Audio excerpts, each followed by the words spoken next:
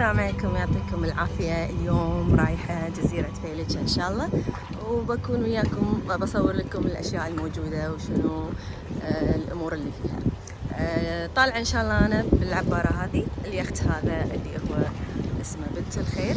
في عبارة عادة مالت السيارات أبو الخير، بس أنا أحب أروح بهذه لأنها سريعة، اليخت هذا. أوكي، فإن شاء الله كونوا وياي وتابعوني عشان أكمل وياكم التصوير إن شاء الله اليوم حق جزيرة فيلتشة بإذن الله. أوريكم الحين عبارة أبو الخير.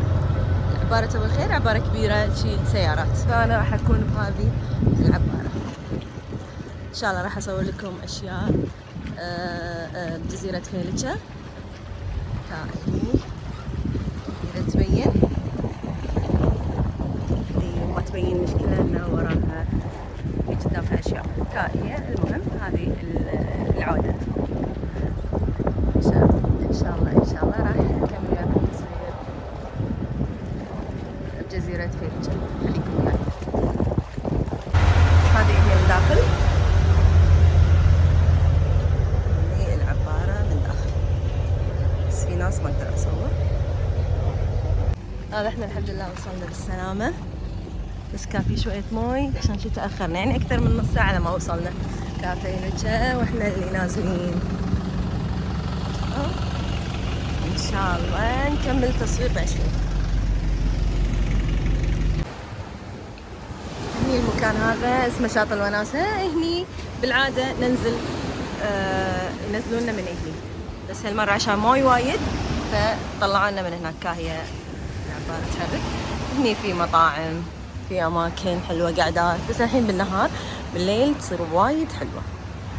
هني في هني قعدات شوي، هني نتغدى نتعشى، الأجواء تصير عجيبة.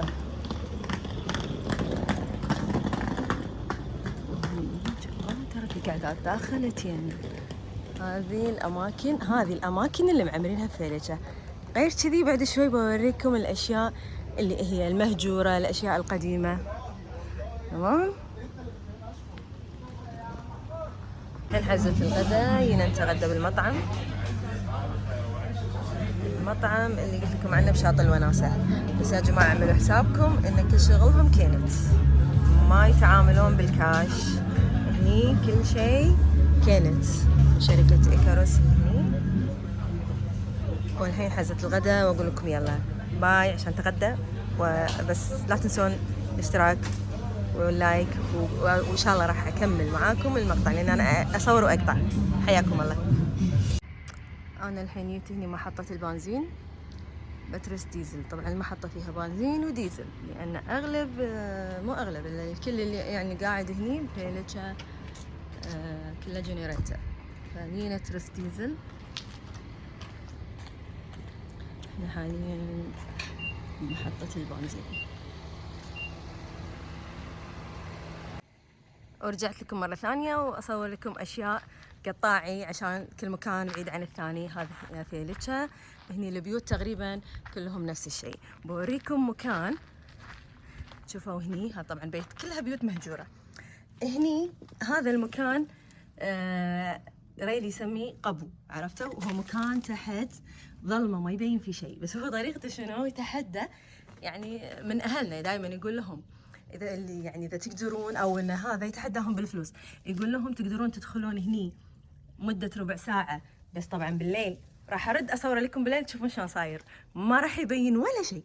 يقول لهم تدخلون هني، تمام، مدة ربع ساعة بس من غير تليفون، من غير ولا شيء، وأغطي عليكم بعد، يعني تقعدون بالظلمة. يتحداهم ويعطيكم 100 دينار. طبعا ما حد قدر يسوي هالشيء هذا، يعني الأغلبية يخافون صراحة، أو الكل يخاف لأنه ظلمة وبالليل وكذي، عرفتوا؟ فهذه هني البيوت اللي أنا حبيت أصور لكم أشياء، بيوت مهجورة يعني هذه، عرفتوا؟ بروح أصور لكم بعد أماكن ثانية. شوفوا هذه أغلب البيوت اللي في يعني أغلبها كذي، يعني ما أقول لكم شيء بسيط، لا الأغلبية يعني هذه مهجورة من أيام الغزو. وخليكم وياي.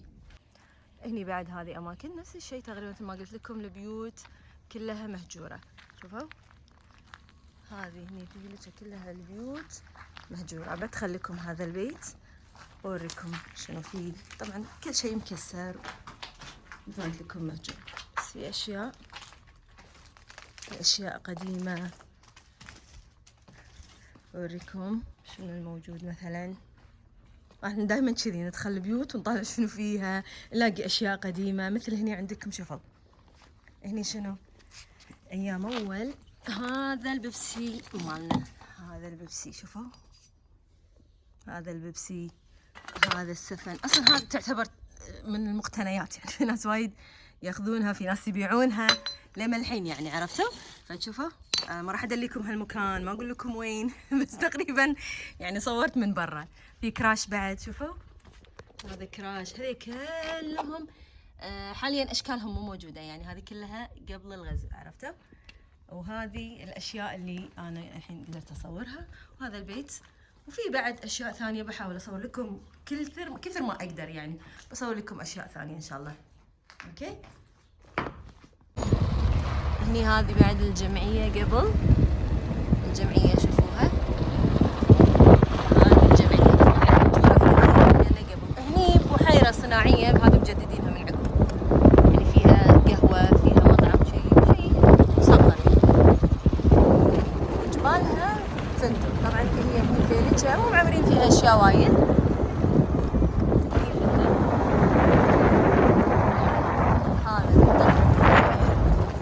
بعد قدام قولوا وياي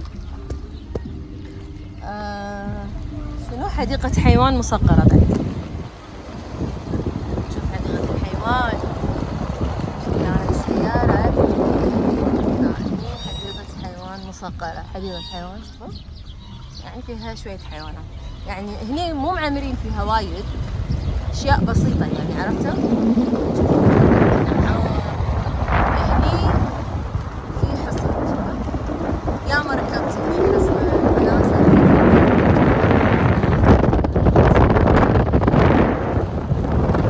والله خرعني. نبي الرد مو راضي يرد. قلت بس ناوي علي. غصب ننزل. هني جبتكم صوب المتحف، وهذه يسمونها القلعة الهلستينية أو الهلستينية، شيء كذي. بصورها لكم بعد شوي يمكن عشان ما تقولوا لي قلتيها غلط. اوكي. هني كانوا ما ادري الاسكندر، ما ادري شو يسمونهم. انزين، اول ما تدخلون راح يعطونكم كتيب في كل شيء، يعني الشغلات اللي تبون تعرفونها عن هالمكان. بنزل لكم تحت شوي عشان اصور لكم شغلة انا مصورتها من قبل، بس بوضحها لكم اكثر. هذه الاثار اللي بالفيلتشة على ايام قبل. كانت هذه القلعة يسمونها القلعة الهلستينية، وموجودة بالدينار حاليا، دينار الكويتي.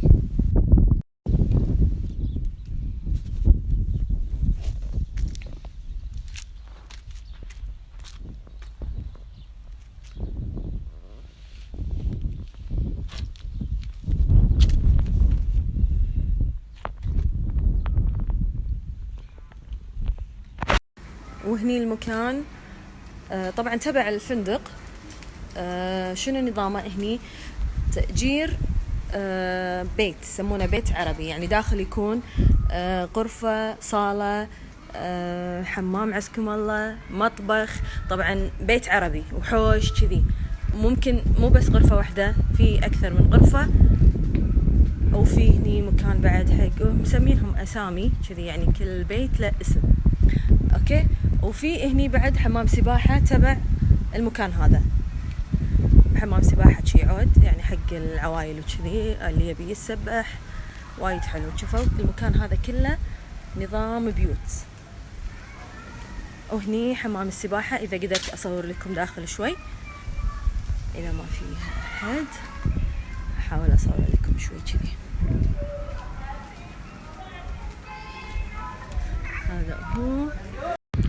هني طبعا تابع القرية التراثية، بحيرة. طبعا بحيرة صناعية، يعني مو بحر، لا طبعا بحيرة صناعية، فيها طبعا قوارب وفيها الأمور. يدشون داخل الماي بالقارب وايد حلو.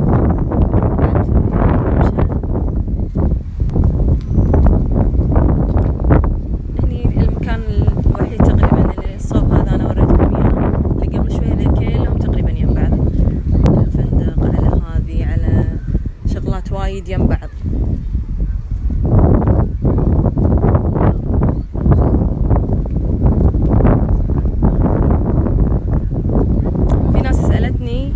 يبون طريقة الحجز وهالأمور بعد شوي بالليل كذي على الراحة بقعد. طبعا على السناب راح أشرح. أوكي، أقول لكم من وين الحجز وبكم وشون الطريقة إن شاء الله. داخل البحيرة في سمك صقار، شوفوا هذه واحدة شكيتها والله. في كا هني إذا يبين.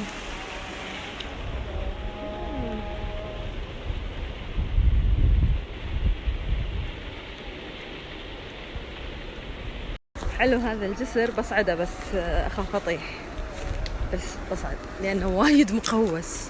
بسم الله إذا طحت شوفوا هي أنا صرت بنص البحيرة.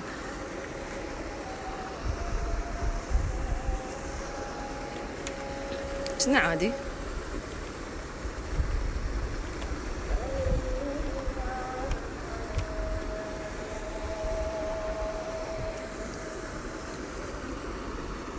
لا إله إلا الله محمد رسول الله. أذن الأذان، أذان المغرب.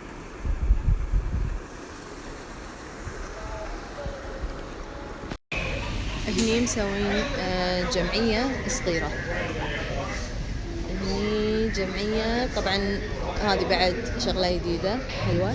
هني كانت صالة ألعاب كلها ألعاب، الحين قاسمينها مسوين هني تقريبا جمعية صغيرة وهني ألعاب. اوكي، خلينا نشوف شنو موجود. شيء احبه ولا ما في شيء احبه؟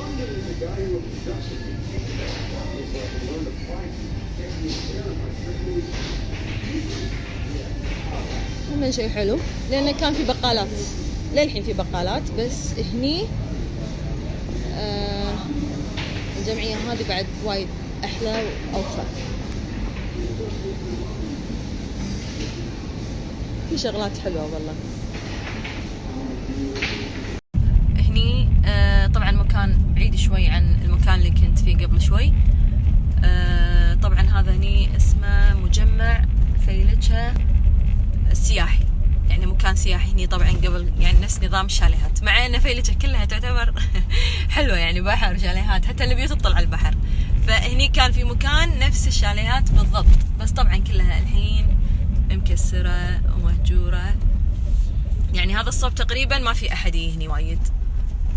الصوب اللي قبل شوي كنت أصور فيه وايد ناس هناك، والفندق هذاك الصوب، لكن هني تقريبا ما حد، يعني لأنه ما في مكان يعني وايد حلو. بس طبعا قبل أكيد كان وايد حلو، بس إذا يبين، إذا تبين شيء تقريبا هني نفس الشاليهات شيء. أيوة طبعا وايد من هذيل يم بعض، وهذاك البحر يعني هو يطلع البحر بالضبط. هني جاية أوريكم الدبابات الأيام الغزو، أيام الغزو العراقي على الكويت سنة 90. طبعا الكل راح يسألني هالأمور هذه. هذه الدبابات اللي كانت اللي دخلوا فيها العراقيين حق الكويت، طبعا دخلوا فيها جزيرة فيلتشة، فتمت هني فيجمعوهم على بعض، حطوا سور عليهم، اللي يبي هني طالع وكذي هالأمور هذه. طبعا في ناس قاعد يقولون ان العراقيين دخلوا الكويت باصات يعني فمثل ما انتم شايفين يعني هذه الباصات اللي دخلوا فيها. شوفوا هذه الدبابات من ايام الغزو. اوكي، وانا كثر ما اقدر مثل ما قلت لكم اوريكم الاشياء الموجوده من ضد الطيران، الاشياء الموجوده والاشياء اللي في فيلتشة، يعني عرفتوا. لا تنسون اللايك والاشتراك وفعلوا الجرس عشان اي شيء جديد انا اسوي لكم. اوكي، شوفوا شوفوا شوفوا هذه كل الدبابات اللي هنا. حلو، دبابات يعني اشياء شظايا، هذه من طيارة، هذه اشياء. اوكي. واللي عنده اي شيء، اي اسئله، اي تعليق، اي شيء، يكتب لي اياه تحت، وان شاء الله كثر ما اقدر ارد عليكم، وراح اكمل وياكم بعد. وان شاء الله اذا ما لحقت اليوم اكمل اصور لكم اشياء، يعني لان في وايد اشياء انا ما صورتها، راح اخلي احتمال جزء ثاني حق التصوير الاشياء ثانيه، عرفتوا؟ هني انا صوب البحر، هذا المكان اسمه البلط، وهناك جزيرة مسجان إذا ما تبين بالتصوير. وأنا كان ودي بس ما راح يمديني، كان ودي إني أنا أصور لكم مقام الخضر عليه السلام، هو هناك موجود بس لازم أروح بالسيارة. زين عادي أروح ما عندي مشكلة، بس الحين ليلت الدنيا وما راح يبين وياي وايد، يعني ما راح أفيدكم، بس إن شاء الله المرة الجاية بصور لكم مكانه. انزين وأصور لكم بعد في أشياء وايد يا جماعة، ترى فيلتشا وايد عودة، يعني أنا كلها قاعد أفتر بالسيارة، عرفتوا؟ يعني كل مكان عن مكان لازم أروح له بالسيارة. فمثل ما أنتم شايفين الأماكن هذه كلها إن شاء الله كثر ما أقدر أي أصورها لكم، لأن في أشياء وايد أنا ما صورتها، يعني صورت لكم حاليا اللي أقدر عليه، وبعد الحين بتليل الدنيا بوريكم البيوت المهجورة بالظلمة ونشوف.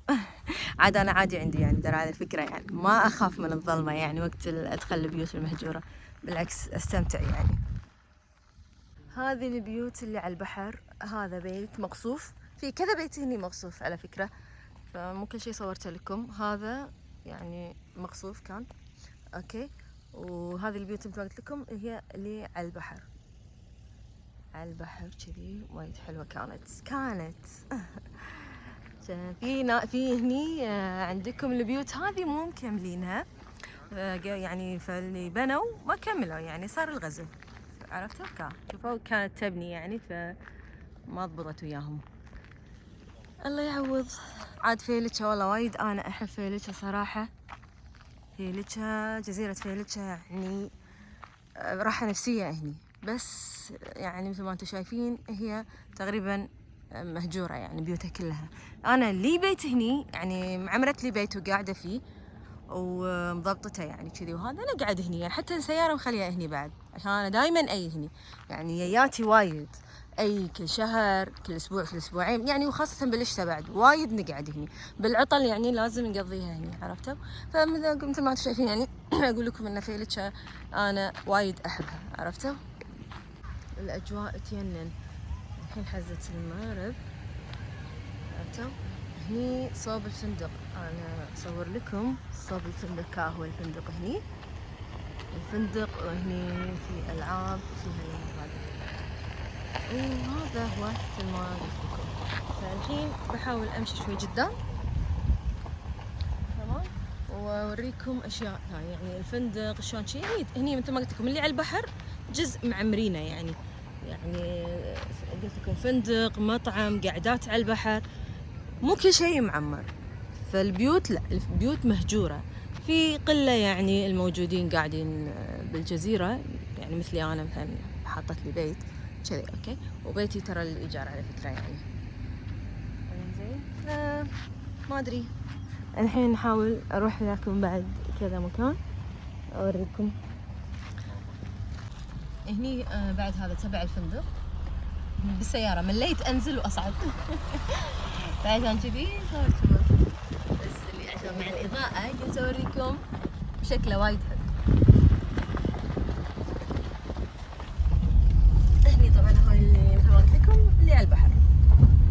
شوفوا هذه كلها بيوت فيلتشا. هني عندنا بقالة، شوفوا البقالة هذه شغالة، البقالة كان ما تسمعون صوتي، البقالات القديمة.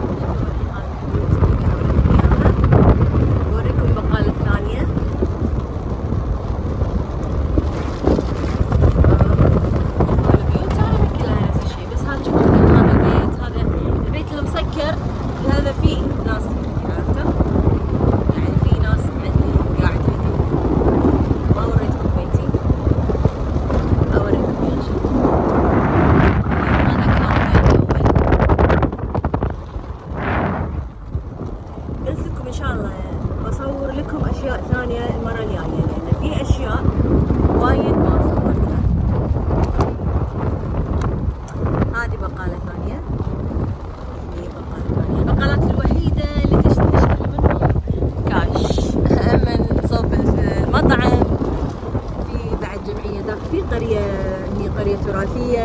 متحف بعد ما صورت لكم ان شاء الله.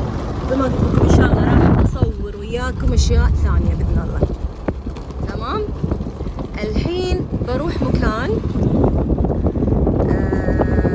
هني عندي عزكم الله حمار وايد احب اصوره، يعني دائما امر عليه اعطيه كيك اسولف وياه، فصار يعني وايد حتى متابعيني يسالوني عنه، يعني عرفتوا متابعيني بالسناب بالتيك توك هالامور هذه وايد يسالوني عنه. فانا بس اي هني فيلتها لازم اروح له، يعني اروح صوبه واعطيه كيك واصوره وكذي واسولف وياه شويه وارد.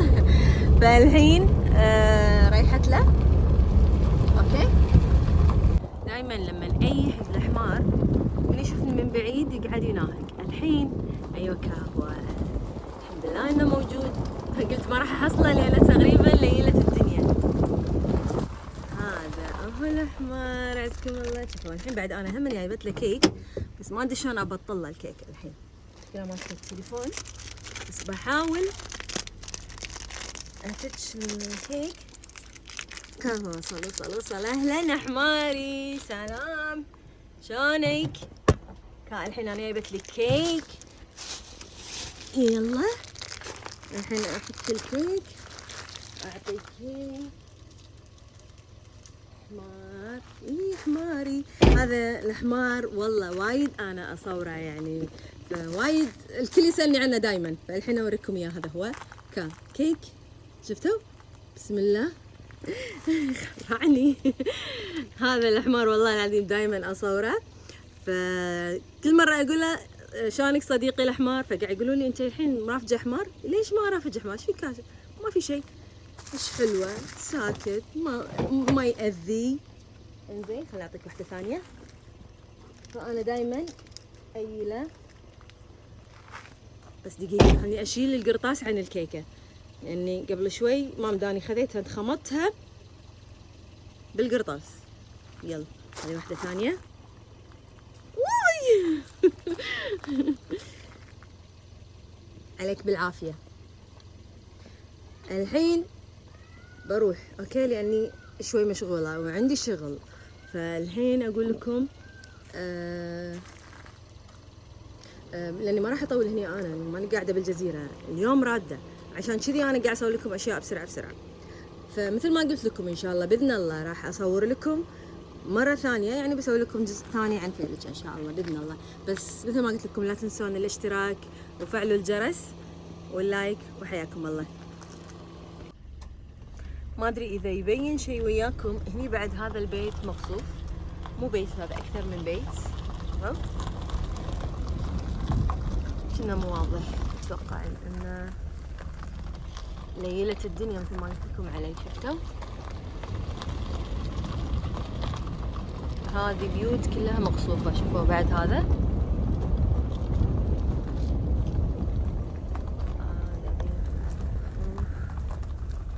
هذا بيت مقصوف، يعني البيوت اللي هنا تقريبا هذا اللاين اغلبها بيوت مقصوفة، يعني تقريبا مثل ما انتم شايفين البيوت كلها مهجورة، لأن من زمان من الغزو خلاص الكل ترك بيته. أصور لكم بيتنا بس مو من هنا الحين، يعني يبيلي شوي بس مثل ما قلت لكم صدق صار ليل ظلمة، يعني أنا تأخرت شوي كان عندي شغل أخرني عن التصوير مبكر.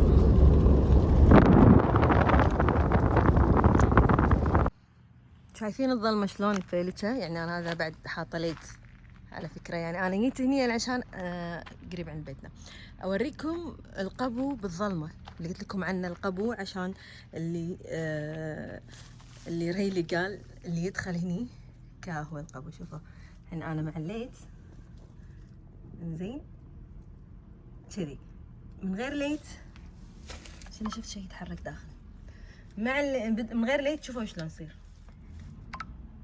شوفوا ما يبين ولا شيء. تخيلوا واحد يقعد هني بالظلمة مدة ربع ساعة من غير ولا شيء، يعني من غير ليت ولا تليفون ولا شيء. يعني حتى ظلمة عرفتوا ما يبين شيء. شوفوا فراشة مرت ما شنو شوفوا شلون ظلمة. هذا أنا قاعد أقول لكم مع الليل. شوفوا هني ولا شيء يبين، يعني فيلتشة بالليل ظلمة عشان شنو؟ قلت لكم إنه ما في هني كهرباء ولا في شيء. احنا طبعا كهربتنا شغالة على ماكينة، عرفتوا؟ على جنريتر ديزل.